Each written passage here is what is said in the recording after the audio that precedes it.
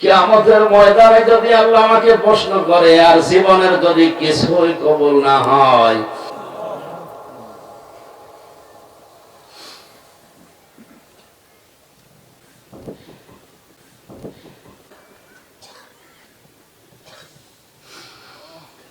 এই ওসিলাই হলো তুমি আমাকে আজকে মাফ করে দাও।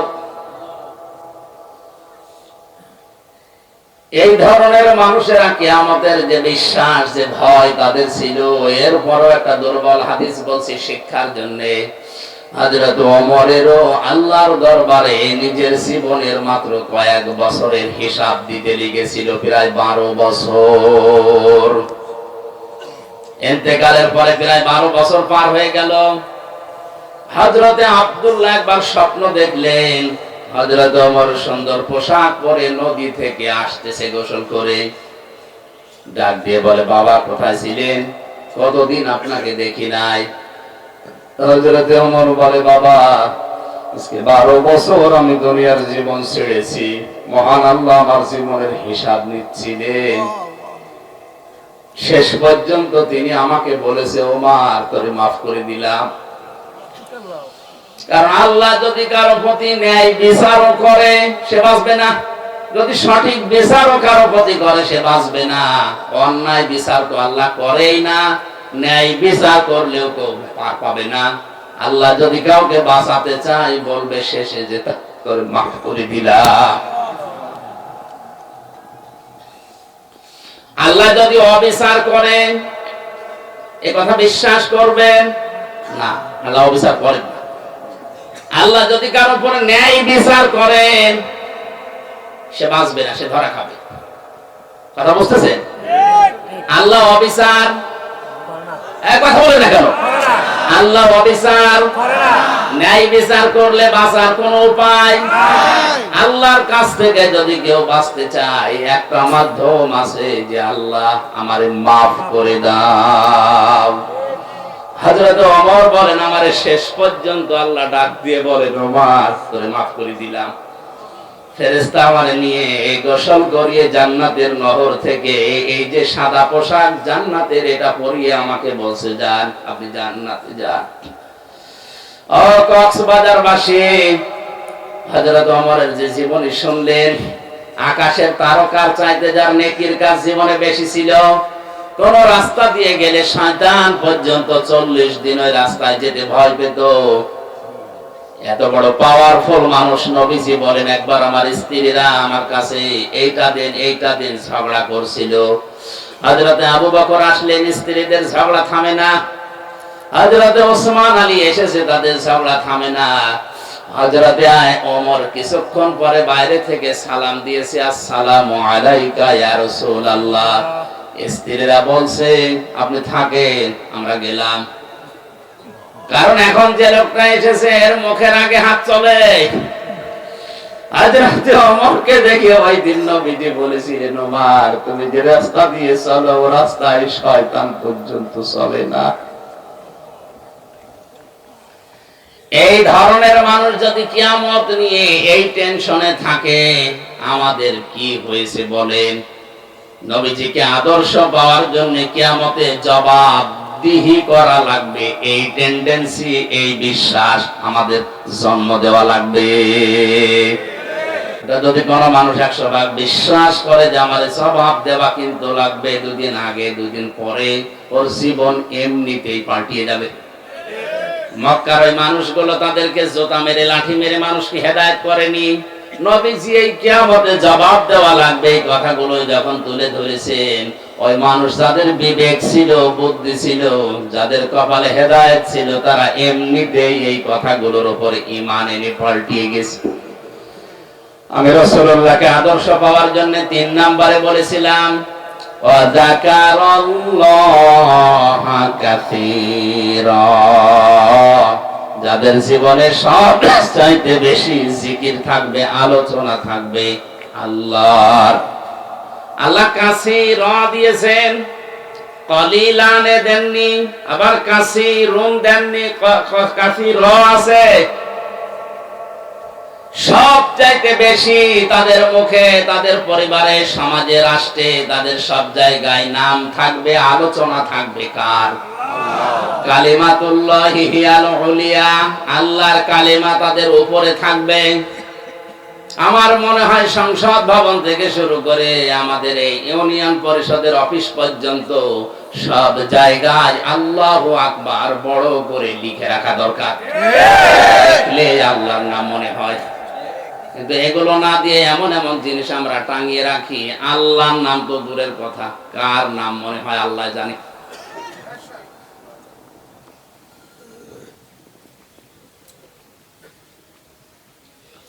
আল্লাহ রাব্বুল আলামিন বলেন, রাসূলুল্লাহকে যারা আদর্শ হিসাবে এই তিনটা গুণ অর্জন করে পাবে, বিশ্ব নবী মুহাম্মদুর রাসূলুল্লাহ রাসূলুল্লাহ হওয়ার পর থেকে আতঙ্কে ছিলেন। কিসে ছিলেন? বলেন বলেন। আতঙ্কে ছিলেন। 1 থেকে 40 বছর তার সমস্যা হয়নি। 40 থেকে 63, 23 বছরে 82 বার তাকে ডাইরেক্ট হত্যা করার জন্য ইহুদিরা চেষ্টা চালিয়েছে। শুধু চেষ্টায় চালিয়ে শেষ করে দেয়নি, মরণের পরেও তার লাশ পর্যন্ত চুরি করার জন্য তারা ব্যস্ত ছিল। এজন্য ওই 23 বছর রাসূলুল্লাহকে যারা মেনে নিয়েছে তারাও বিপদে পড়েছে। কিন্তু 1 থেকে 40 যারা ওই সময় মেনে ছিল, তার সাথে ছিল, তাদের কোনো বিপদ হয়নি। এমনকি পুরো আরব জাহানে তাদের একটা শত্রুও ছিল না। আর রাহিকুল মাকতুম, এই ঐতিহাসিক সিরাত গ্রন্থে আপনি দেখবেন 1 থেকে 40 বছর পর্যন্ত নবীদের পেছনে মানুষ ছিল না, তা না ছিল। কারণ হিলফুল ফজল যেদিন গঠন করেন তার সাথে ওই এলাকার যুবকেরা অনেকেই যোগ দিয়েছিল। সামাজিক উন্নয়নমূলক অনেক কাজ তিনি এই সংগঠনের মাধ্যমে এলাকায় করতেন।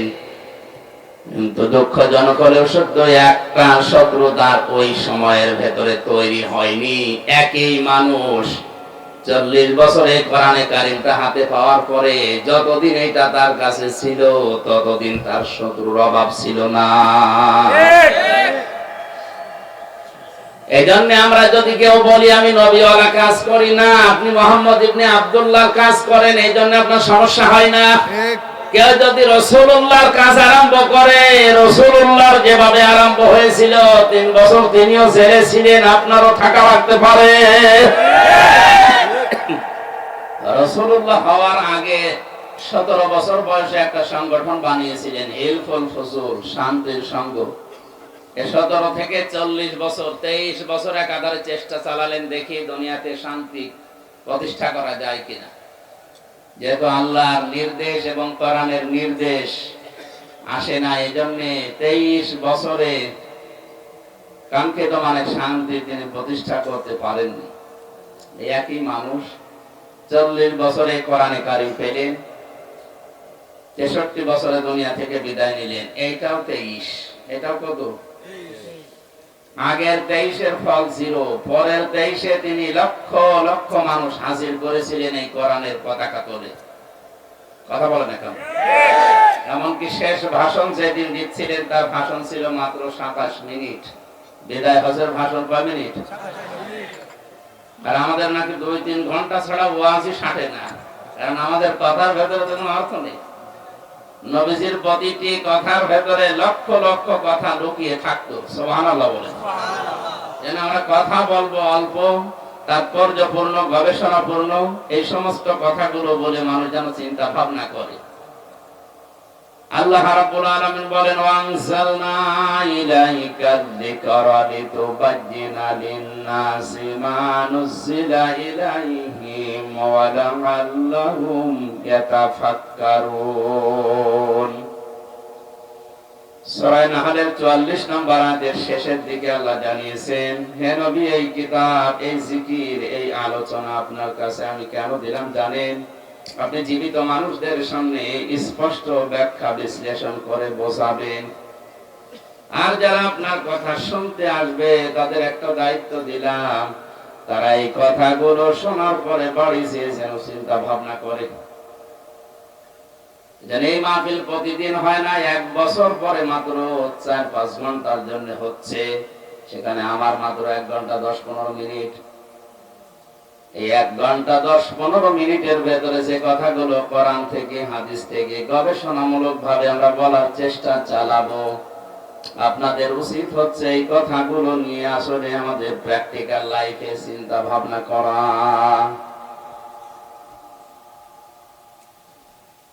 নবীজির প্রথম 23 বছরের ফর্ম ছিল, পরের 23 বছরে তিনি হিরো বানিয়েছিলেন হযরতে ওমরের মতো, আবু বকরের মতো। এমনকি তার সামনে যখন বিদায় হসে 27 মিনিটের বক্তব্যের সময় মানুষ ছিল তার সামনে প্রায় 1,14,000। কয়জন? 1,14,000 মানুষের সামনে শেষ ভাষণ দেওয়ার সময় নবীজি বলেছিলেন, তারাকতু ফীকুম আমরাইন, আমি 2টি জিনিস তোমাদের জন্য রেখে গেলাম। লান তাদিল্লু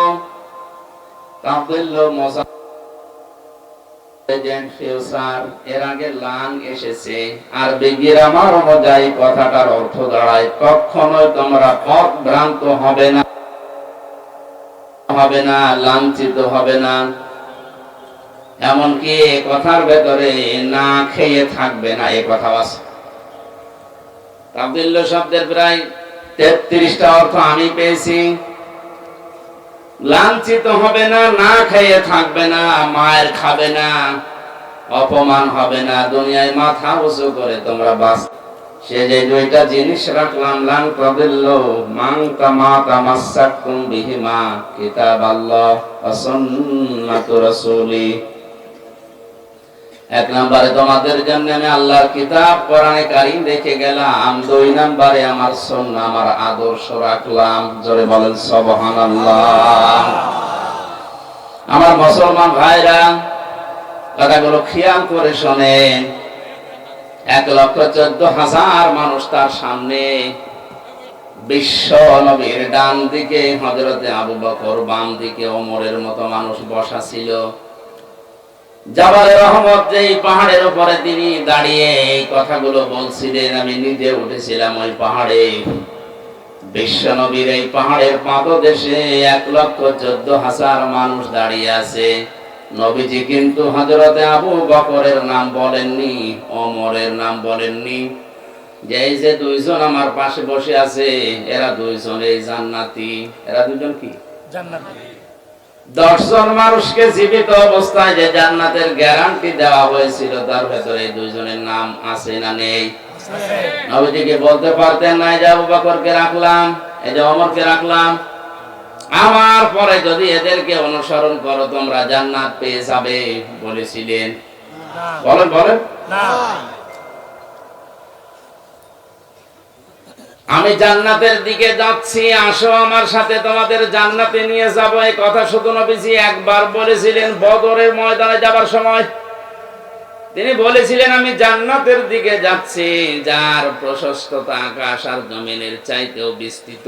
কে তোমরা জান্নাতে যাব, আসো আজ আমার সাথে। নবীজি বলেন, ওই দিন আমার সাথে যারা যোগ দিয়েছিল, যারা শহীদ হয়েছিল, পরেও যারা মারা গেছে, প্রত্যেকেই জান্নাতি। জোরে বলেন আল্লাহু আকবার। এর ভেতরে স্পেশাল ভাবে যে 10 জন মানুষের নাম আমরা হাদিসে জানি, তার ভেতরে আবু বকর আছে, ওমর আছে। কথা বলেন ঠিক কিনা? এত বড় বড় পাওয়ারফুল নবী, পাওয়ারফুল মানুষ যারা, যাদের জান্নাত দরজা ডাকতে থাকবে, হযরতে আবু বকরের জীবনীতে আছে জান্নাতের প্রতিটা দরজা তাকে পাওয়ার জন্য আকাঙ্ক্ষা পেশ করবে। আসেন আমার দিকে। হযরতে ওমরের ব্যাপারে আছে আকাশের তারকারাজি, কেউ যদি গণনা করা শুরু করে একদিন শেষ হয়ে যাবে। হযরতে ওমর যে নেকির কাজ দুনিয়ায় করেছিলেন, 26 বছর বয়সে মুসলমান হওয়ার পর যে কয়দিনই বেঁচে ছিলেন, মাত্র এই কয়েক বছরে তিনি এত বেশি নেকির কাজে আঞ্জাম দিয়েছেন, কিয়ামত পর্যন্ত কেউ যদি ওমরের নেকি গণনা করে শেষ হবে না। মাথায় যাদের মগজ আছে চিন্তা করেন তো, যে মানুষগুলো সামনে পেছনে বসে আছে, এই মানুষগুলোকে নবীজি নাম ধরে বলতে পারলেন না কেন যে এদেরকে রেখে গেলাম, এদের মেনে নিলেই জান্নাত পেয়ে যাবে? এ কথা বলেননি এই কারণে, এই কারণ নবী ছাড়া কারো ঈমান নিরাপদ না। যে কোনো সময় মানুষকে শয়তান বেঈমান করে ফেলতে পারে। নবীজি নবীদেরকেও শয়তান ধোঁকা দিয়েছে, কিন্তু আল্লাহ নিজে স্পেশাল ভাবে তাদেরকে বাঁচিয়েছেন, তাদের কথা আলাদা। বাকি পৃথিবীর কাউকে কারো নিরাপদ না ঈমান। হযরত ওমর নিজেই বলতেন মাঝে মাঝে হুযায়ফা ইবনুল ইয়ামিনকে ডাক দিয়ে, এ হুযায়ফা, তুমি তো নবীজির গোপন কথাগুলো তোমার কাছে সব বলতো, তুমি একটু ইন্তেকালের আগে যে লিস্ট দিয়ে গেছে নবীজি যে মদিনায় মুনাফিক অমুক অমুক আছে, ওই লিস্টের ভেতরে দেখো তো আমার নামটা আছে কিনা। হযরত হুযায়ফা ডাক দিয়ে বলে, খলিফাতুল মুসলিমিন, আমিরুল মুমিনিন, কি বলেন আপনি? জান্নাতের গ্যারান্টি দিয়েছে নবীজি নিজে আপনাকে, আর আপনি বলেন আপনার নাম মুনাফিকের খাতায় আমি দেখবো? এ কেমন কথা? হযরত ওমর চোখের পানি ফেলে দিয়ে বলেন, ভাই হুযায়ফা, আমি নবীজির কাছেই শুনেছি দুনিয়াতে কারো ঈমান নিরাপদ না মরণের আগ পর্যন্ত। আমি এখনো পর্যন্ত জানি না আমি নিরাপদে ঈমান নিয়ে মরতে পারবো কিনা। এই জন্য অন্তত দেখো মুনাফিকের যে লিস্ট আছে ওর ভেতরে আমার নামটা আছে কিনা। যদি থাকে আমি এখনো মরণের আগে তওবা করে ফিরে আসতে পারবো। মাওলানা আশরাফ ভাই হয়তো মুনাফিকদের যে আচরণগুলো ওগুলোই বলছিলেন, আমি হালকা হালকা শুনেছি। আমি কোরআন হাদিস পড়ে মুনাফিকের প্রায় 13টা গুণ পেয়েছি। কয়টা? 13টা। আমরা অধিকাংশ মানুষ 3টা জানি। কথা বললে মিথ্যা বলে, ওয়াদা করলে ভঙ্গ করে, আমানত রাখলে খেয়ানত করে, ঝগড়া হলে গালি দেয়। এরকম অনেকগুলো আমি গবেষণা করে করে কোরআন হাদিস থেকে 13টা পেয়েছি। মুনাফিকদের এই আচরণগুলো হয়তো উনি বলছিলেন, শেষ করতে পারেননি। ভাই আমার, এই সমস্ত গুণাগুণগুলো, জাতগুলো, এই আচরণগুলো যদি কারো ভেতরে পাওয়া যায়, বুঝবেন তার ভেতরে নিফাকি আছে, মুনাফিকি আছে।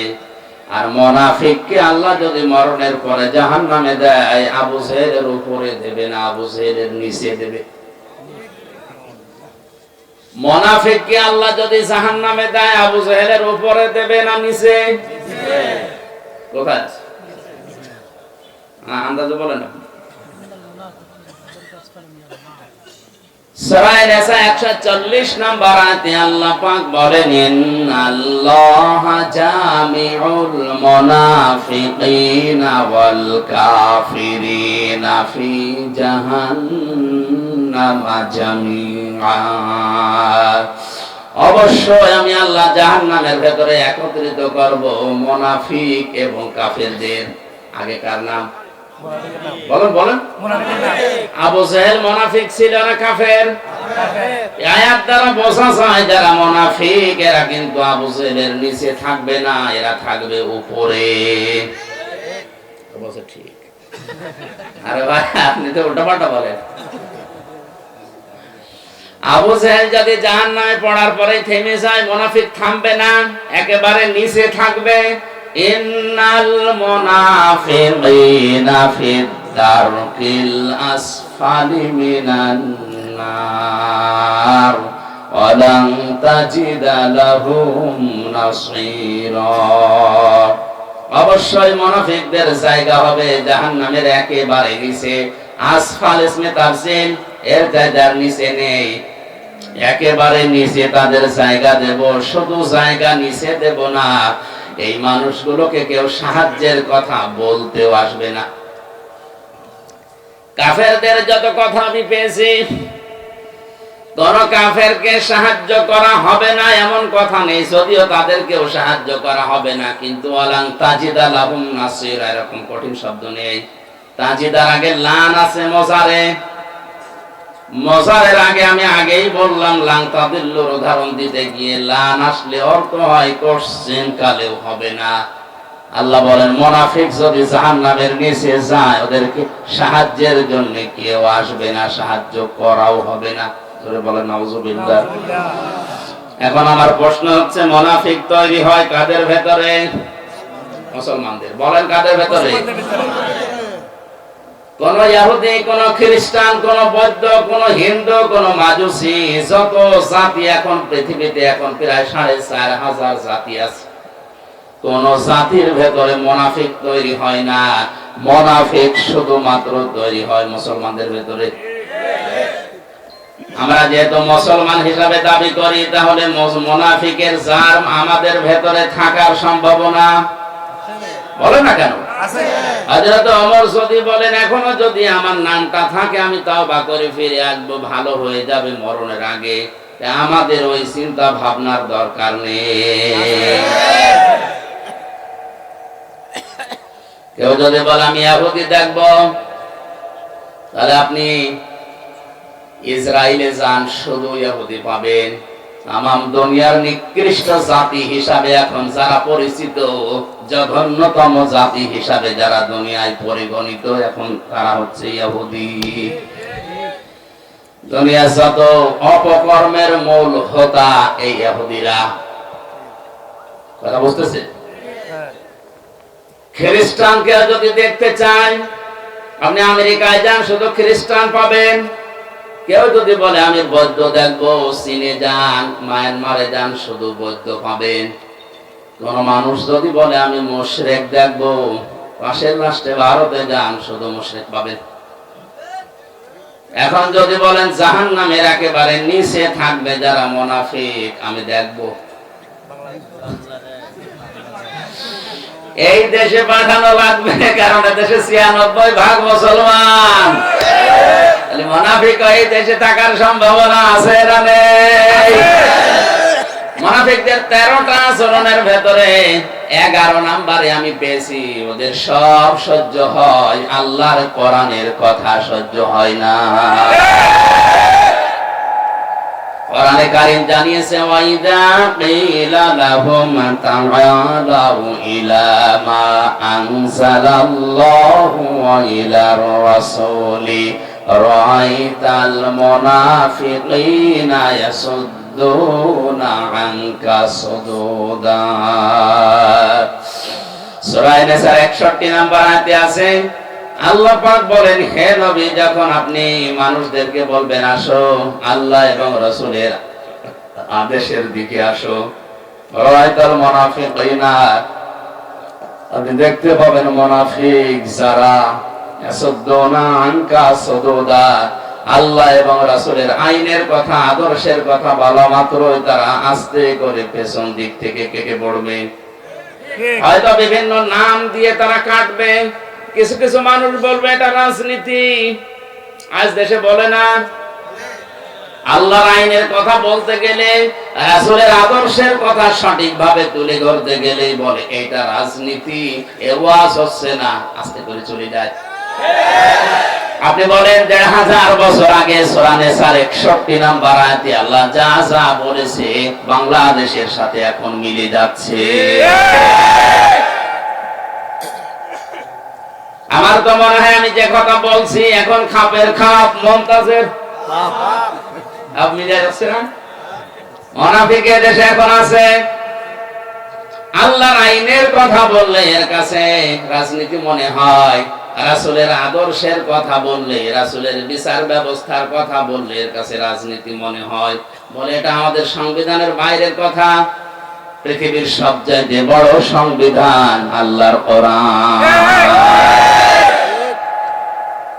وَكَذَلِكَ أَنزَلْنَاهُ حُكْمًا عَرَبِيًّا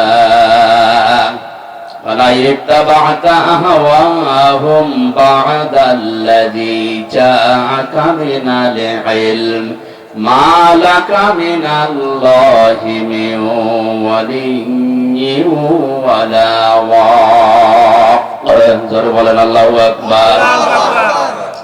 সূরা রদের ভেতরে আল্লাহ পাক জানিয়েছেন হে নবী, এই কোরআনকে আমি আল্লাহ দুনিয়ায় সংবিধান করে নাযিল করলাম।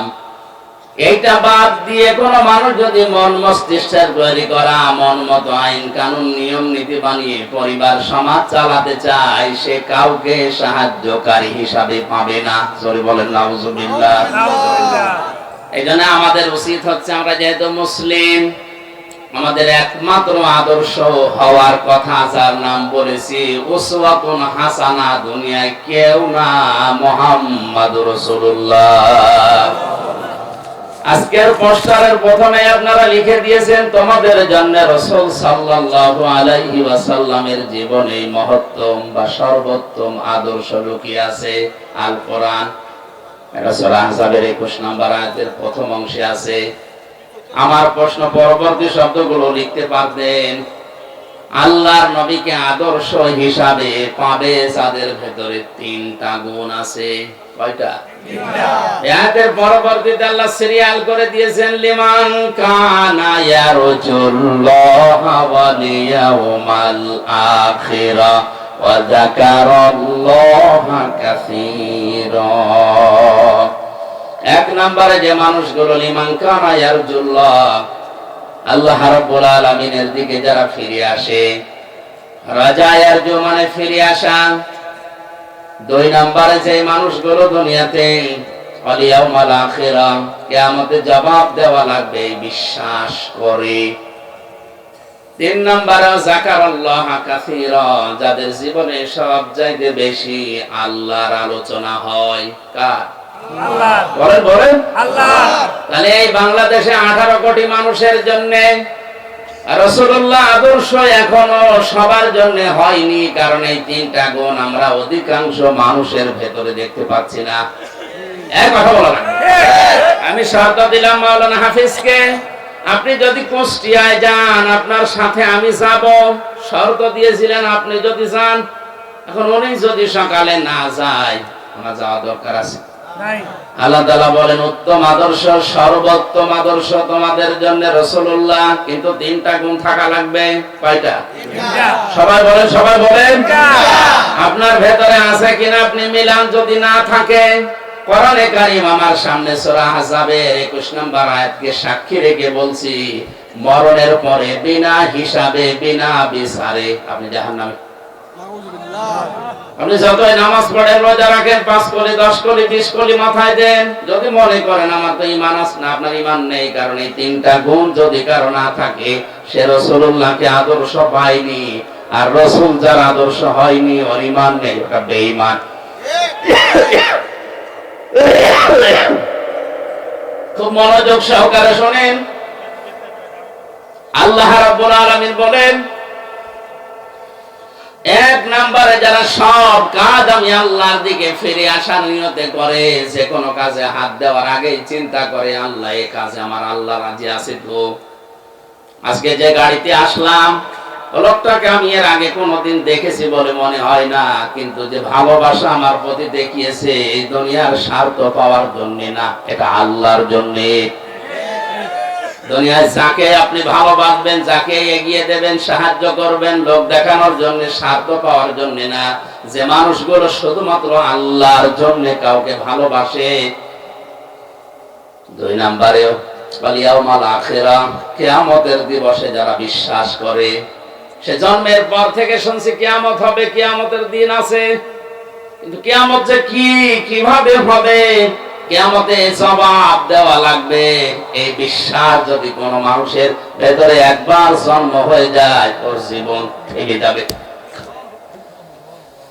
এর তাফসীর করতে গিয়ে আমি জেলখানার ভেতরে থাকাকালীন ফি জিলালিল কোরআনে পড়েছিলাম। আছেন আপনারা ময়দানে? খলিফাতুল মুসলিমিন হযরত ওমর তার সন্তান আব্দুল্লাহকে ভর্তি করলেন মাদ্রাসায়। ওই সময় হযরতে আলী ছিলেন প্রধান বিচারপতি, তার সন্তান হোসাইন ওই একই মাদ্রাসায় ভর্তি হয়েছে। বারবার কলম ফেলে দিচ্ছে, আব্দুল্লাহকে বলে কলম তুলে দাও। তিনি একবার, দুইবার, তিনবার তুলে দিলেন। প্রেসিডেন্টের ছেলে স্বাভাবিকভাবে রাগ হয়ে গেছে, ডাক দিয়ে বলে, হোসাইন ইচ্ছা করে কলম ফেলে দাও, আমারে তুলতে বলো, আমি কি তোমার চাকর খাদেম? হযরতে হুসাইনও রাগ করেই বলে ফেলেছে, আব্দুল্লাহ তুমি শুধু খাদেম না, খাদেমের বাচ্চা খাদেম। মেম্বারের ছেলেকে এরকম গালি দিলে তারও মেজাজ খারাপ হয়, আর তিনি দেশের প্রেসিডেন্টের ছেলে। এক দৌড়ে বাড়িতে গিয়ে বলে, আব্বা আমি আর মাদ্রাসায় যাব না। কেন? হোসাইন আমারে গালি দিয়েছে, আমি নাকি খাদেমের বাচ্চা খাদেম। হযরত ওমর বিচক্ষণ মানুষ ছিলেন, ডাক দিয়ে বলে, সন্তান আমি বিচার করব, কিন্তু এখন না, জমার দিন। জমার দিন তিনি খুতবা দিচ্ছিলেন, বক্তব্যের মাঝখানে তিনি দাঁড়িয়ে বললেন, এখানে হযরত হুসাইন আছে? বলে হ্যাঁ। এদিকে আস। তুমি আমার ছেলেটাকে গালি দিয়েছো খাদেমের বাচ্চা, চাকরের বাচ্চা বলে? বলে হ্যাঁ দিয়েছি। কেন দিলে? হযরতে হুসাইন বলে, ওমর হাতে মুখে হাত দিয়ে বলেন তো, আপনি কি আমার নানা খাদেম ছিলেন না? হযরত ওমরের কথা বন্ধ হয়ে গেছে, চোখ দিয়ে টপ টপ করে পানি পড়ছে। সাহাবীদের বললেন, নবীর সাহাবীরা, বিচার হয়ে গেছে। ছোট মানুষ তো, আব্দুল্লাহ বসে না, বলে বাবা তুমি তো এখনো বিচার আরম্ভই করনি, হুসাইনকে মারবে না? হযরত ওমর বলে, বাবা যে বিচার করেছি এটা আমার অনেক কাজে লাগবে। হুসাইন তুমি যেটা বললে এটা কি লিখে দিতে পারবেন? হ্যাঁ। খেজুর পাতা আর একটা পৃষ্ঠা, খেজুর পাতার একটা পাতা নিয়ে এসেছে খেজুর গাছের, ওখানে লিখে দিয়েছে, ওমর আমার নানার খাদেম ছিল, এটা আমি দেখেছি, সই করে দিলাম, ইসি হুসাইন ইবনে আলী। যা। হযরত ওমর কাগজটা হাতে নিয়ে মুখে জমা দিলেন। ছেলেকে ডাক দিয়ে বললেন, বাবা মারা যাওয়ার পরে এই কাগজটা আমার কাফনের ভেতরে দিয়ে দিও। কিয়ামতের ময়দানে যদি আল্লাহ আমাকে প্রশ্ন করে আর জীবনের যদি কিছুই কবুল না হয়, অন্তত এই কাগজটা তুলে দেখাতে পারবো, মাবুদ তোমার নবীর নাতি লিখে দিয়েছে আমি নবীর খাদেম ছিলাম।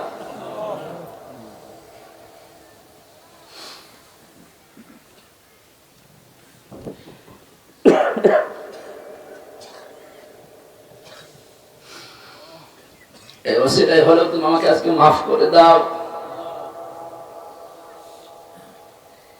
এই ধরনের মানুষেরা কিয়ামতের যে বিশ্বাস, যে ভয় তাদের ছিল, এরপরও একটা দুর্বল হাদিস বলছি শিক্ষার জন্য। হযরত ওমরেরও আল্লাহর দরবারে নিজের জীবনের মাত্র কয়েক বছরের হিসাব দিতে লিখেছিল, প্রায় 12 বছর। ইন্তেকালের পরে প্রায় 12 বছর পার হয়ে গেল। হযরতে আব্দুল্লাহ একবার স্বপ্ন দেখলেন, হযরত ওমর সুন্দর পোশাক পরে নদী থেকে আসতেছে গোসল করে। ডাক দিয়ে বলে, বাবা কোথায় ছিলেন? কতদিন আপনাকে দেখি নাই। হযরতে ওমর বলে, বাবা আজকে 12 বছর আমি দুনিয়ার জীবন ছেড়েছি, মহান আল্লাহ আমার জীবনের হিসাব নিচ্ছিলেন। শেষ পর্যন্ত তিনি আমাকে বলেছে, ওমর তোরে মাফ করে দিলাম। কারণ আল্লাহ যদি কারো প্রতি ন্যায় বিচারও করে সে বাঁচবে না, যদি সঠিক বিচারও কারো প্রতি করে সে বাঁচবে না। অন্যায় বিচার তো আল্লাহ করেই না, ন্যায় বিচার করলেও কেউ পার পাবে না। আল্লাহ যদি কাউকে বাঁচাতে চায় বলবে শেষে যে তোর মাফ করে দিলাম। আল্লাহ যদি অবিচার করেন এ কথা বিশ্বাস করবেন না, আল্লাহ অবিচার করেন না। আল্লাহ যদি কারো উপরে ন্যায় বিচার করেন সে বাঁচবে না, সে ধরা খাবে। কথা বুঝতেছেন? আল্লাহ অবিচার কথা বলে না কেন? আল্লাহ অবিচার, ন্যায় বিচার করলে বাঁচার কোন উপায়?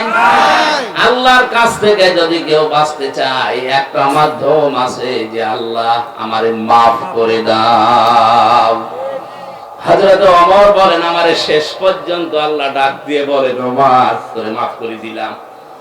ফেরেশতা আমারে নিয়ে গোসল করিয়ে জান্নাতের নহর থেকে এই যে সাদা পোশাক জান্নাতের, এটা পরিয়ে আমাকে বলছে, যান আপনি জান্নাতে যান।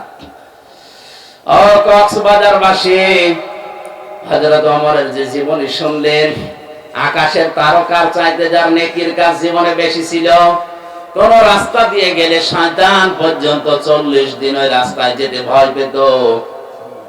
এত বড় পাওয়ারফুল মানুষ নবীজি বলেন, একবার আমার স্ত্রীরা আমার কাছে এইটা দিন ঝগড়া করছিল। হযরতে আবু বকর আসলেন, স্ত্রীদের ঝগড়া থামে না। হযরতে ওসমান আলী এসেছে, তাদের ঝগড়া থামে না। হযরতে ওমর কিছুক্ষণ পরে বাইরে থেকে সালাম দিয়েছে, আসসালামু আলাইকা ইয়া রাসূলুল্লাহ। স্ত্রীরা বলছে, আপনি থাকেন, আমরা গেলাম। কারণ এখন যে লোকটা এসেছে এর মুখের আগে হাত চলে। হযরতে ওমরকে দেখে ওই দিন নবীজি বলেছিলেন, ওমর তুমি যে রাস্তা দিয়ে চলো ও রাস্তায় শয়তান পর্যন্ত চলে না। এই ধরনের মানুষ যদি কিয়ামত নিয়ে এই টেনশনে থাকে, আমাদের কি হয়েছে বলেন? নবীজিকে আদর্শ পাওয়ার জন্য কিয়ামতে জবাবদিহি করা লাগবে, এই টেন্ডেন্সি, এই বিশ্বাস আমাদের জন্ম দেওয়া লাগবে। এটা নেই এই জন্য আজ দুর্নীতি হয়, এইটা নেই এই জন্য আজ বেগম পাড়া তৈরি হয়, এইটা নেই এই জন্য আজ আমাদের অধিকারগুলো আমরা আদায় করতে পারি না।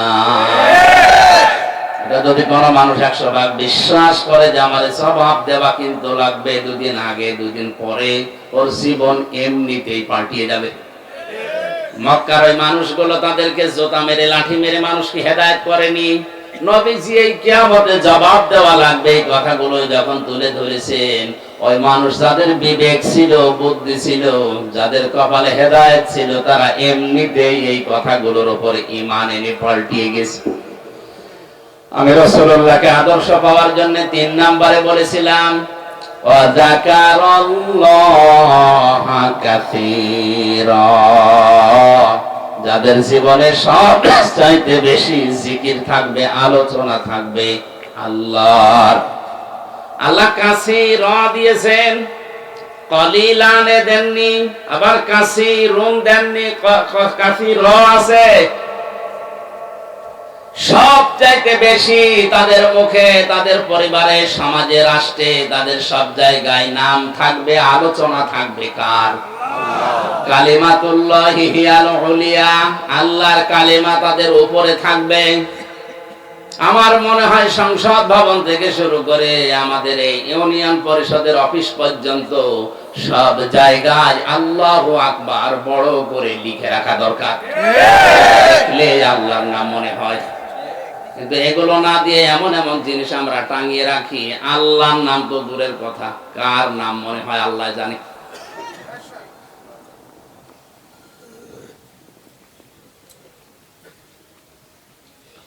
আল্লাহ রাব্বুল আলামিন বলেন, রাসূলুল্লাহকে যারা আদর্শ হিসাবে এই 3টা গুণ অর্জন করে পাবে, বিশ্ব নবী মুহাম্মদুর রাসূলুল্লাহ রাসূলুল্লাহ হওয়ার পর থেকে আতঙ্কে ছিলেন। কিসে ছিলেন? বলেন বলেন।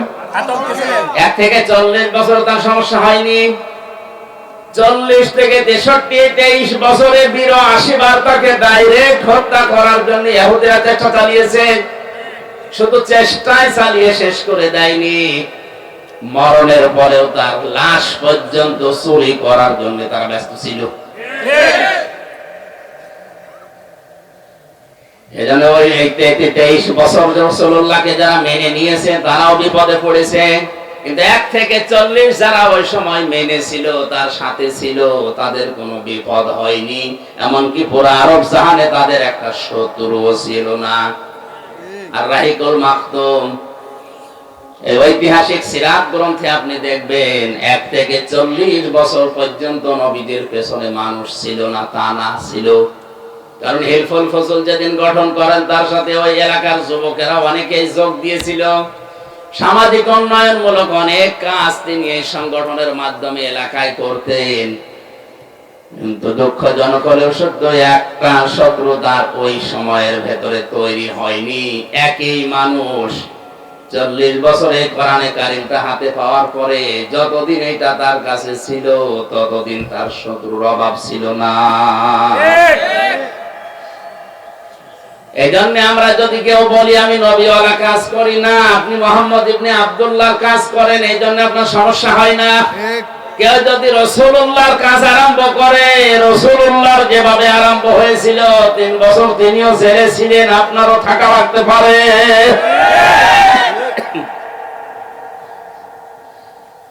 আমাদের উচিত হবে যে আয়াতটা আপনারা লিখে দিয়েছেন, এটা আমাদের বাস্তব জীবনে যদি আমরা সেট করতে চাই, ওই 3টা শর্ত আমাদের মানা লাগবে। এই শর্তগুলো আমার আল্লাহ, আরো জোরে বলেন কার? আল্লাহ আমাদের মেনে নেওয়ার তৌফিক দিন, জোরে বলেন আমিন।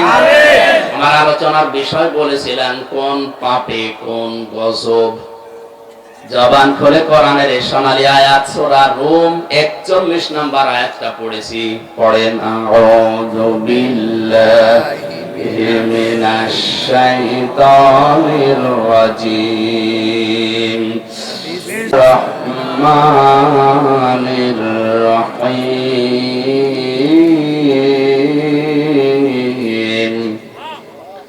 ظهر الفساد في البر والبحر بما كسبت أيدي الناس ليذيقهم بعض الذي عملوا لعلهم يرجعون।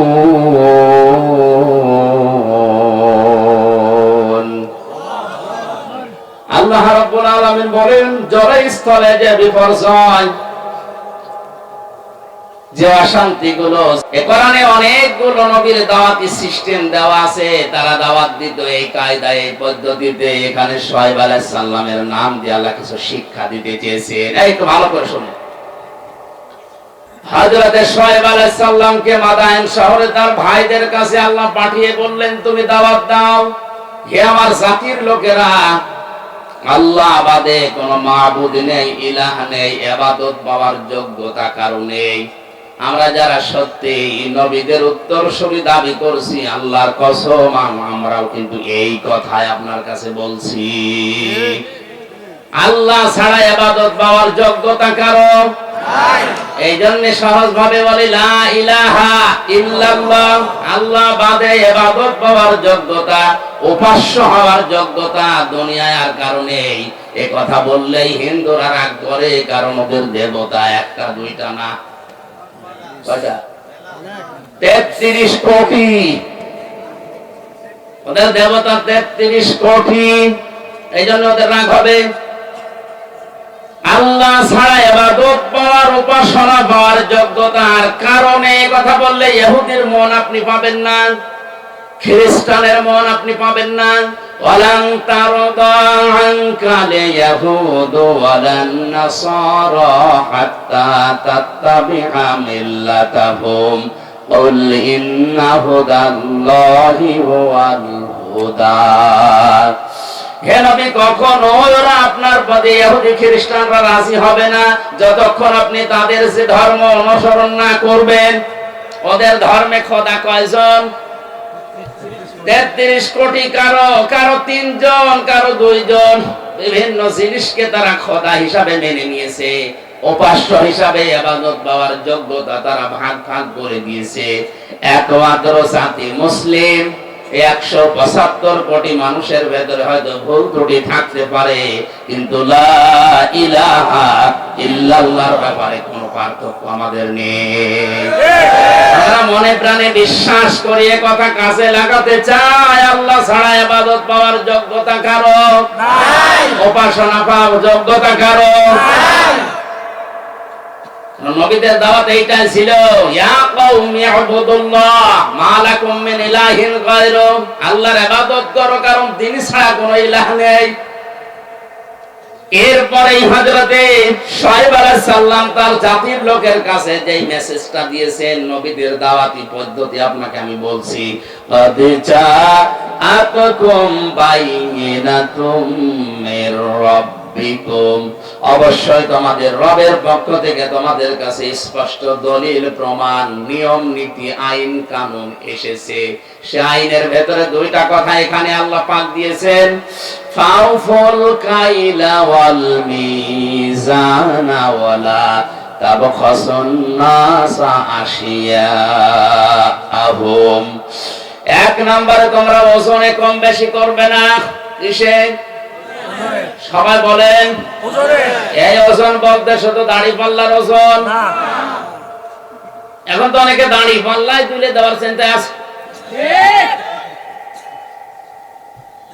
হাইকোর্টের সামনে বিশাল একটা দাড়ি পাল্লা টাঙানো আছে, দুই দিকের মাপই সমান। এটা দ্বারা দেশের জনগণকে বোঝানো হচ্ছে যে ন্যায় বিচার ছাড়া এখানে কিছু চলে না। দাড়ি পাল্লা মানে কি? মানদণ্ড। দাড়ি পাল্লা মানে ন্যায় বিচারের মানদণ্ড। এটা যে এদিকেও যেমন এদিকেও যেমন, কোন দিকে একেবারে কম বেশি নেই, সমান সমান। আচ্ছা, তো বিচার ব্যবস্থার দিকে তাকালে আজ যেটা দেখতে পাচ্ছি আমরা, ন্যায় বিচারের তুলনায় অবিচারই বেশি হচ্ছে। ন্যায় বিচারের তুলনায় অবিচার যদি না হবে, কোন কারণে আমি 3টা বছর জেল খাটলাম, আপনি জবাব দিন।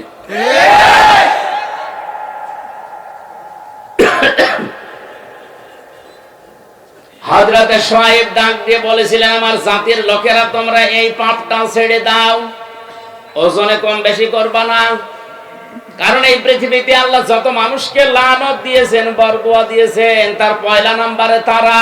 ওয়াইলুল লিল মুতাফফিফিনা আল্লাযীনা ইযা কালু আলান নাসি ইস্তাওফুন ওয়া ইযা কালুহুম আও ওয়াসানুহুম ইখসিরুন। ধ্বংস হয়ে যাক, বরবাদ হয়ে যাক, আমি আল্লাহর লানত ওই মানুষগুলোর উপরে যারা ওজনে কম বেশি করে। কিসে? বলেন বলেন। এই ওজন বলতে যারা দোকানদার তারা না। এই যে এইটাও এইটাও, এই যে মঞ্চটা, এই যে মেম্বারটা, এটা হক কথা বলার জায়গা। এখানে বসে যারা সঠিক কথাগুলো বলতে চায় না, তারাও কম বেশি করছে। প্রাইমারি স্কুল থেকে বিশ্ববিদ্যালয় পর্যন্ত যারা শিক্ষকতা করছেন, এটা যেহেতু রেকর্ড হচ্ছে, কালকেই তামাম দুনিয়ায় ছড়াবে। আমার বিশ্ববিদ্যালয়ের স্যাররা অনেকে মন খারাপ করে, আমি জানি। আল্লাহর কসম, শিক্ষক যারা আমার মাথার তাজ, আপনাদেরকে আমি ভালোবাসি। আমি কোরআন আপনাদের কাছেই পড়েছি, যতটুকু আমি বুঝেছি। আপনারা ওইভাবে বোঝেন না কেন? প্রাইমারি থেকে বিশ্ববিদ্যালয় স্যার পর্যন্ত যে যতটুকু পেয়েছে, ওজনে কম বেশি করা মানে নেওয়ার সময় বেশি নেয়, দেওয়ার সময় এদের প্রতি লানত কার? এই কথা বলা লাগবে, লানত কার? বিশ্ববিদ্যালয়ে স্যার হওয়ার জন্য কত জ্ঞান লাগে, এটা আমি নিজে অনার্স মাস্টার্স করতে গিয়ে দেখেছি। একজন ডক্টর 45 থেকে 50 মিনিটের একটা ক্লাস নেয়, কমপক্ষে 40-50টা বইয়ের রেফারেন্স তার দেওয়া লাগে। কারণ সামনে যারা বসে আছে ওরা গরু ছাগল না, সব মেধাবী। বিশ্ববিদ্যালয়ে গরু ছাগল চান্স পায়? বাংলাদেশের মেধা যাদের বেশি, তারাই ওখানে যায়। আর তাদের সামনে বসে 40-45 মিনিট আপনি বক্তব্য দেবে। সলিমদ্দি করিমদ্দির মতো না, কোন কনসার্ট না, এক টান দিয়ে দিলাম, একটা দুলিয়ে দিলাম, হয়ে গেল না। অন্তত বিশ্ববিদ্যালয়ে যারা ক্লাসের মতো ক্লাস নেয়, তাদের 40-50টা বইয়ের রেফারেন্স দেওয়া লাগে। আমরা জানি ভার্সিটিতে কোনো বই ওইভাবে নেই। স্যারদের লেকচার গুলো থেকে লাইব্রেরিতে হাজার হাজার বই আছে, ওখান থেকে বাছাই করে প্রশ্নের উত্তর তৈরি করা লাগে। এই যে স্যাররা এই পর্যায়ে যেতে তাদের কত মেহনত করা লেগেছে, তারাও তাদের শিক্ষকের কাছ থেকে কত কিছু পেয়েছে। নেওয়ার সময় তারা তো ঠিক মতোই নিয়েছে, কিন্তু দেওয়ার সময় অধিকাংশ স্যাররা আমাদেরকে ওইভাবে দিতে চায় না। আর প্রাইমারি থেকে আপনি তাকান, মাদ্রাসা বলেন, স্কুল বলেন, কলেজ বলেন, ভার্সিটি বলেন, সব জায়গায় ক্লাসে 45 মিনিটে যেটা দেওয়ার কথা ওইটা ঠিক মতো দেয় না, বলে প্রাইভেট করা। কোচিং করা লাগবে। এটা আপনি নেওয়ার সময় ঠিক মতো নিয়েছিলেন, দেওয়ার সময় ঠিক মতো দিলেন না, এইটাই ওয়াইলুল লিল মুতাফফিফিন। আপনি তো নেওয়ার সময় ঠিক মতোই নিয়েছিলেন, যদি ওইভাবে দিতেন আমার আর প্রাইভেট পড়া লাগতো না, কোচিং করা লাগতো না।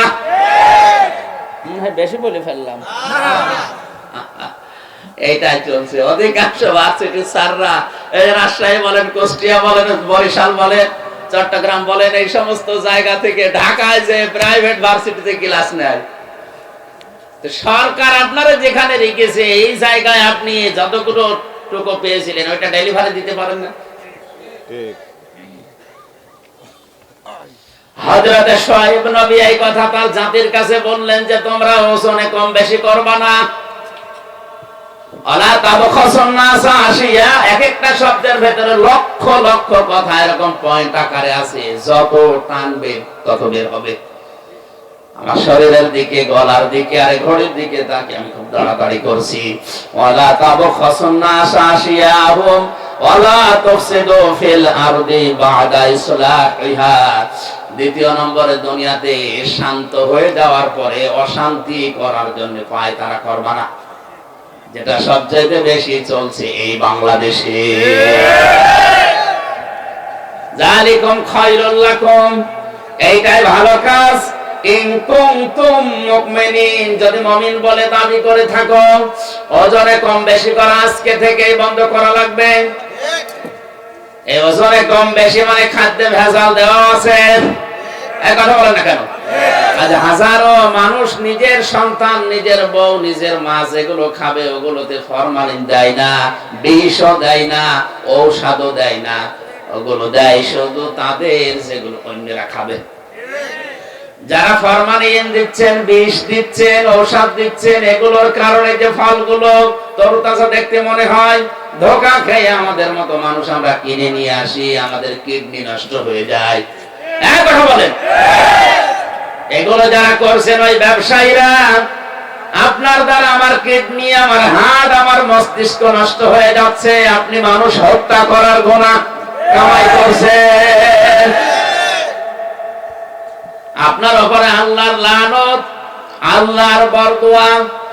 ও বাংলার মুসলমানেরা, আল্লাহ যদি কাউকে বরদোয়া দেয়, বলেন ওই কি আর বাঁচাবে? এই মুহূর্ত থেকে ওজনে কম বেশি করা, খাদ্যে ভেজাল দেওয়া বন্ধ করা লাগবে। দুনিয়া বেশ শান্ত হয়ে যাওয়ার পরে অশান্তি তৈরি করার জন্য পায়তারা করবেন না। যদি মুমিন বলে দাবি করেন, এরপরে আরো দুইটা কথা তিনি বলেছিলেন, নাকি শেষ করে দেব? ওয়ালা তাকুদু বিকুল্লি সিরাতিন তুইদুনা ওয়া তাসুদ্দুনা আন সাবিলিল্লাহ মান আমানা বিহি ওয়া তাবগুনাহা ইওয়াজা واذكروا إذ كنتم قليلا فكثركم وانظروا كيف كان عاقبة المفسدين। আরেকটু খেয়াল করেন, আল্লাহ তাআলা বলেন তাদের আরেকটা অপরাধ ছিল, ওয়ালা তাকুদু সিরাত তাকুদু বিকুল্লি সিরাতিন তুইদুনা। ওরা মানুষকে ধরার জন্য বিভিন্ন রাস্তায় বসে থাকতো ওত পেতে। আজ বাংলাদেশে এই গোনাটাই 15 বছরে সবচাইতে বেশি বেড়েছে। ওত পেতে থাকে, কখন কারে ধরিয়ে দেওয়া যায়। এই জেলায় মনে হয় এখনো শুরু হয়নি, আছে হয়তো একটু পাড়াপতি হিসাবে রাগারাগি হয়েছে, ঝগড়া হয়েছে, রাজনৈতিক একটা সিল লাগিয়ে তারে গোপনে ধরিয়ে দেওয়ার জন্য থানায় উনি আগে 10,000 টাকা দিয়ে এসেছে যে অমুককে ধরে নিয়ে আসো। উনি ধরে নিয়ে যায়, নিজে আবার ছাড়ায়, মাঝখান থেকে লোকটার প্রায় 50,000 টাকা আল্লাহর ওলি খেয়ে ফেলেছে। আমি এটা একটু বেশি বলে ফেললাম।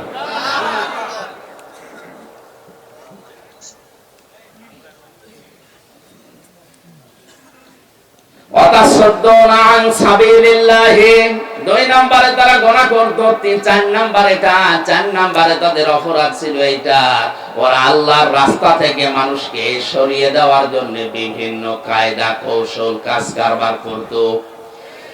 এত কাছে মানুষ যাচ্ছে, কোনো অসুবিধা নেই, আল্লাহর দিকে আল্লাহর পথের দিকে মানুষ আসলেই বাধা। এই গুনাহগুলোর জন্য আল্লাহ রাব্বুল আলামিন হযরত শুআয়ব আলাইহিস সালামের জাতির উপরে যে গজব নাযিল করেছিলেন, এখনো যদি কোনো মানুষ এই কাজ কারবার গুলো বন্ধ না করে, জমিনে ওজনে কম বেশি করা, খাদ্যে ভেজাল দেওয়া, দুনিয়া শান্ত হয়ে যাওয়ার পর অশান্তি করার জন্য পায়তারা করে বেড়ানো, মানুষকে বিপদে ফেলার জন্য মোড়ে মোড়ে বসে থাকা, এ ঠোকায় ঠোকায় শব্দটা আছে। ওয়ালা তাকউদু বিকুল্লি সিরাতিন তুইদুনা ওয়া তাসুদ্দুনা আন সাবিলিল্লাহ। তোমরা বসে থেকো না, মানুষকে ধরিয়ে দেওয়ার জন্য, বিপদে ফেলার জন্য কোন রাস্তার মোড়ে মোড়ে গোপনে, কিচ্ছু জানে না, ঘরে ঘুমিয়ে আছে, চোখ খুলে দেখছে জেলখানায়। কি গো, তুই গাছ কেটেছিস, তুই গাড়িতে আগুন লাগিয়েছিস, অথচ কিচ্ছু জানে না। দু একদিন ঠিক ওইভাবে কেটে যাচ্ছে, চোখ খুলে আবার দেখছে বাড়িতে। কি গো, খোঁজ নিয়ে দেখা গেল বাড়ি থেকে প্রায় 2 লাখ টাকা চলে গেছে। এইটা যদি কেউ বন্ধ না করে, আমার আল্লাহ তাদের উপরে মাঝে মাঝে ভূমিকম্প দেয়। রানা প্লাজা এমনি ধসে পড়েনি। অনেকে বলেছিল যে মনে হয় অনেকে ধাক্কা দিয়ে ফেলে দিয়েছে। আরে ভাই, ধাক্কা দিয়ে বিল্ডিং ফেলে দেওয়া, আপনি ফেলে তো দেখি। 357টা বিল্ডিং এ ফাটল ধরেছে এবছরে। সারা বাংলাদেশের জরিপ, 357টার উপরে বিল্ডিং এ অলরেডি ফাটল ধরে গেছে। পানির স্তর গুলো, এই লেয়ার গুলো নেমে যাচ্ছে। قل أرأيتم إن أصبح ماؤكم غورا فمن يأتيكم بماء معين। হে নবী, আপনি ওদেরকে বলেন তো, আমি যদি পানির লেয়ার নিচে নামিয়ে দেই, দুনিয়ায় কে আছে তোদেরকে পানি দেবে? কে বলছে? আল্লাহ। এই জন্য আমাদের উচিত হচ্ছে এই অপরাধগুলো যারা করছি বন্ধ করি, নয়তো যতই দোয়া দরুদ পড়েন, তাবিজ কবজ লাগান, কাবার ইমাম এনে দোয়া করালো, ভূমিকম্প বন্ধ করতে পারবেন না। কারণ 1000 বছর আগে কোরআনে আল্লাহ এই কথাগুলো জানিয়ে দিয়েছেন। আযাব গজব গুলো আসে এমনিতেই না। কক্সবাজারে তো আমার মনে হয় এই 2-3 দিন আসার পরে আমি যেটা দেখতে পাচ্ছি, যেভাবে ঢেউগুলো আসতেছে সাগরে, 10 হাত 15 হাত 20 হাত উঁচা হয়ে ঢেউ আসবে, আল্লাহর নির্দেশ শুধু লাগবে। না, আল্লাহ এটা পারে না। আল্লাহ যদি একবার বলে 40 হাত উঁচা হয়ে ঢেউটায়, তাহলে এই জেলা না, এ দেশ পুরা পানির নিচে চলে যাবে। আল্লাহ এটা করতে 10 বছর লাগবে।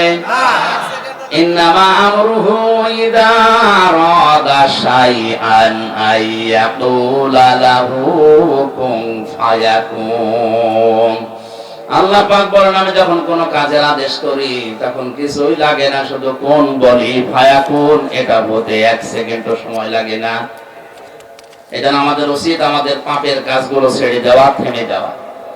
আমি মুসলিম শরীফ থেকে একটা হাদিস আসার সময় পড়ছিলাম, 6 প্রকার নারীকে আল্লাহ জাহান্নামে দেবে বলে ঘোষণা দিয়েছে। কয় প্রকার? 6 প্রকার। মা বোন যারা এসেছেন খুব ভালো করে শুনবেন, মোবাইল থাকলে সেভ করে নিন। এই 6 প্রকারের ভেতরে যদি আপনি 1 প্রকারেও পড়ে যান, আপনার নামাজ, রোজা, বোরকা পরা সব মাঠে মারা যাবে, আপনি জাহান্নামে। 1 নম্বরে যাদের মাথার চুল খোলা থাকে, স্বামী বাদ দিয়ে অন্য কারোর জন্য, এরকম মেয়ে লোকে দেশে এখন আর নেই। যে হোটেলে আসি, আল্লাহর ওলিরা সব ওই হোটেলে উঠেছে। একজন মেয়ে লোক যদি চুল খুলে রাখে, শুধুমাত্র খুলে রাখতে পারবে তার স্বামীর জন্য। স্বামী বাদে পৃথিবীতে কারো জন্য মেয়ে লোকের চুল খুলে রাখা জায়েজ নেই, এমনকি বাবাকেও চুল খুলে দেখানো জায়েজ নেই। এক কথা বুঝতেছেন? একজন মেয়ে লোকের চুল যত তার স্বামী দেখবে, তার চোখের পাওয়ার বাড়বে, তত সওয়াব বেশি পাবে ওই মেয়েটা। এমনকি আল্লাহর নবী জানিয়েছেন, কোন স্বামী যদি স্ত্রীর মাথায় হাত বুলিয়ে দেয়, যতগুলো চুল পড়বে ততগুলো সওয়াব পাবে। আর অন্য যত মানুষের চুল দেখবে, অতগুলো সাপ আল্লাহ বানিয়ে কবরে পাঠাবে। চুল ওরা দেখায় স্বামীকে না, পরপুরুষকে বেশি।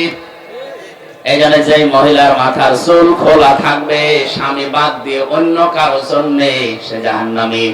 2 নম্বরে স্বামীকে যে মহিলা সম্মান করে না।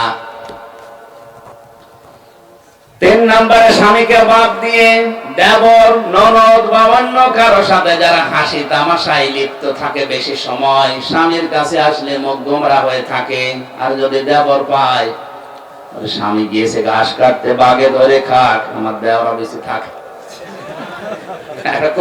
এরকম পড়েছিলাম কোথায় যেন, স্বামী ঘাস কাটতে গেছে মাঠে, ওরে বাগে ধরে খেয়ে ফেলো, আমার দেওয়ার বেশি থাক। স্বামী বাদ দিয়ে অন্যের সাথে যদি কেউ হাসি তামাশা করে, মজাক করে, আর কি আড্ডা করে, মহিলা জাহান্নামী। 4 নম্বরে যে মহিলা অপবিত্রতা থেকে পবিত্রতার খবর রাখে না, শরীর খারাপ হয়েছে, কবে যে পবিত্র হবে ওর খেয়ালই নেই, স্বামীর যে হক আছে ওর মনেও নেই। এই জন্য যখনই শরীর অসুস্থ হবে, সুস্থ হওয়ার পর থেকে নিজেকে পরিষ্কার পরিচ্ছন্ন করে স্বামীর জন্য উপস্থাপন করা লাগবে। 5 নম্বরে মিথ্যা বলে, গীবত করে, এরপর আবার কসম করে কথায় কথায়। মেয়েদের স্বভাব এটা বেশি, ওরা কিছু হলেই কসম কাটে। কসম যদিও কাটে, আবার ছেলের মাথায় হাত দিয়ে, স্বামীর মাথায় হাত দিয়ে কসম কাটে। এমনকি কাবা শরীফের ছবি টাঙানো বলে কাবার কসম। দুনিয়াতে একজনের নামে শুধু কসম কাটা জায়েজ আছে, কে? বলেন বলেন। আমরা কসম কাটি বড় যে জিনিস, সেই জিনিসের উপরে। এ দুনিয়ার সবচাইতে বড়, বলেন বলেন।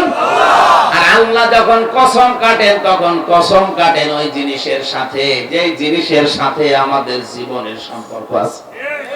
আমাদের জীবনের সম্পর্ক আছে সময়ের সাথে।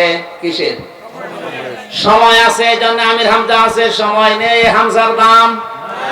এখন যদি আমার সময় শেষ হয়ে যায়, আপনারাও আমাকে নামিয়ে দেবেন। আর আমার জীবনের সময় যদি শেষ হয়ে যায়, আমাকে মানুষ আর হামজা বলবে না, মরহুম হামজা বলবে। এজন্য মানুষের জীবন সংক্রান্ত কথাগুলো বলতে গিয়ে আল্লাহ জানিয়েছেন, ওয়ালা আসরি ইন্নাল ইনসানা লাফি খুসর। সময়ের কসম, জীবনের কসম, হায়াতের কসম, ইতিহাসের কসম। যেহেতু মানুষের হায়াত আছে, মানুষ আছে, জীবন আছে, মানুষ আছে, এগুলো না থাকলে মানুষের আর দাম থাকে না। এর সম্পর্ক মানুষের জীবনের সাথে রিলেটেড। এই জন্য আল্লাহ মানুষের জীবন সংক্রান্ত কথা বলতে গিয়ে কসম দিয়েছেন হায়াতের, সময়ের। জোরে বলেন সুবহানাল্লাহ। আমরা যেহেতু কসম দিতে পারি শুধুমাত্র আল্লাহ ছাড়া, আর কারো নামে না। মা বোন যারা এসেছেন, কসম যদি কাটতেই হয় আল্লাহ নামে কাটবেন। তাছাড়া পৃথিবীর কোন পীর বাবার নামে, কোরআনের নামে, কাবা শরীফের নামে ছেলের মাথায় মেয়ের মাথায় হাত দিয়ে কসম কাটা জায়েজ নেই। 6 নম্বরে যারা অন্যের সুখ দেখে জ্বলে,